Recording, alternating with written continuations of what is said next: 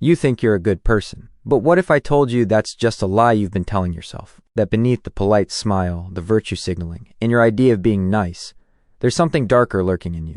Something you've spent your whole life ignoring. Carl Jung called it the shadow. And until you face it, it controls you. This isn't just psychology. This is your life. Because if you don't understand your shadow, you will spend your whole existence haunted by a version of yourself you don't even know exists.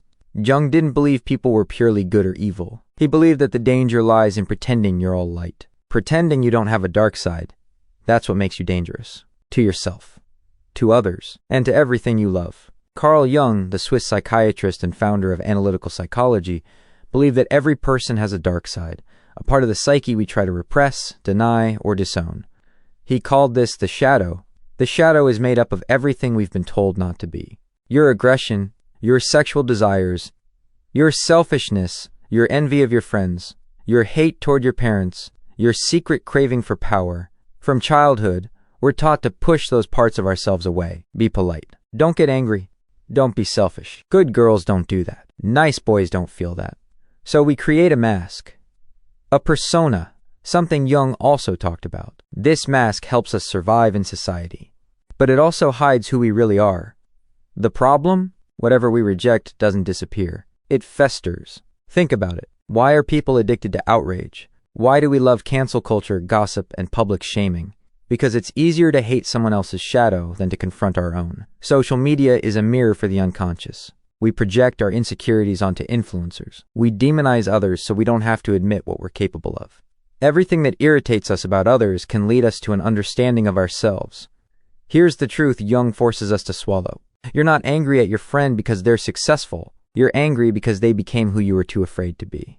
You don't hate your boss for being controlling. You hate the part of you that secretly wants control but is too scared to take it. That's your shadow acting out. In today's culture, where being morally right is everything, Jung's idea of embracing your inner darkness is practically blasphemy. We're told to be tolerant, gentle, pure, kind, forgiving.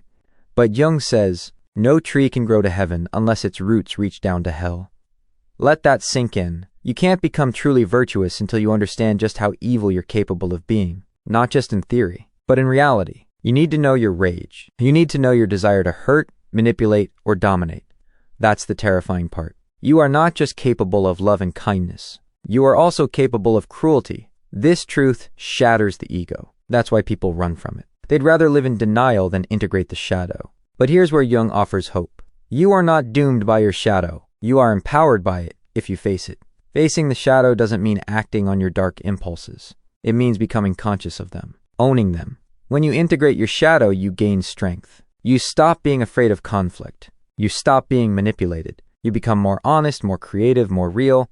Until you make the unconscious conscious, it will direct your life, and you will call it fate. Shadow work is like psychological alchemy. You turn your darkest matter into gold. You turn your envy into ambition. Your anger into boundaries. Your shame into authenticity. You're probably wondering, how do I face my shadow? Here's the truth. It's not a 3-step hack. It's a war. But here are some tools. Radical honesty. Start by admitting your ugliest thoughts. Write them down. Don't censor.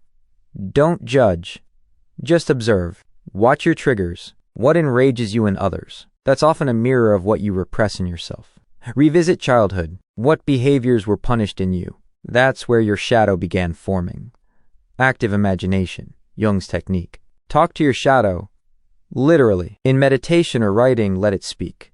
You'll be shocked at what it says. Seek the opposite. If you've always been the nice guy or the good girl, experiment with assertiveness. Push boundaries. Stop trying to be liked.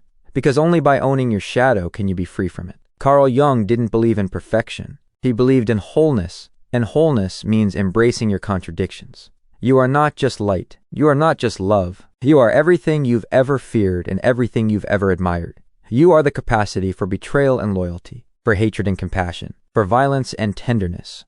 The goal of life is not to be good.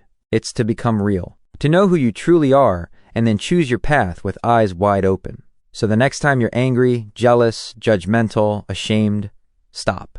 Look inward. Ask yourself, what part of me have I been hiding from? Because that's the doorway. And behind it is your shadow and your freedom. If this resonated with you, subscribe for more psychological deep dives stoic wisdom, and raw, uncomfortable truths that make you think. Comment below, what's one thing about yourself you've always been afraid to admit? And remember, the most terrifying thing is to accept oneself completely. But once you do, no one can control you.